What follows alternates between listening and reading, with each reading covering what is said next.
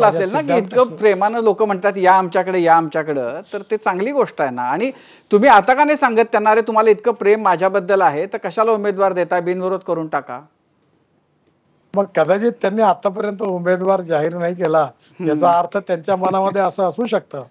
कदाचित शेवटी ते जाहीरही करू शकतात. पण म्हणजे अशी ऑफर त्यांनी, आपण म्हणू की ती एक गुगली होती, तर त्यांनी तुम्ही म्हणजे मनातून आतून सुखावलात की अरे काय ही भानगड आपल्या गळ्यात घातली, अशी अशी भावना झाली तुमची?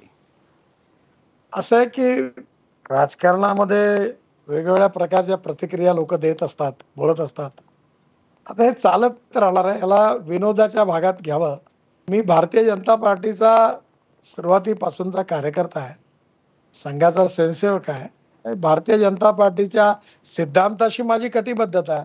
त्यामुळे मी कुठे दुसऱ्या पक्षाबरोबर राहण्याचं कारण नाही. आम्ही एकमेकांचे दुश्मन नाही आहोत. आमच्या विचारात मतभिन्नता आहे आणि महाराष्ट्र तर अशा प्रकारच्या सांस्कृतिक राजकीय वारसा आहे की यशवंतराव चव्हाणांपासून सर्व पक्षांनी आपापसात उत्तम संबंध, सलोख्याचे संबंध ठेवले. निवडणुका असल्यावर वादविवाद झाले, चर्चाही झाली. पण साधारणतः हे वैशिष्ट्य आहे की मनभेद मात्र झाले नाही.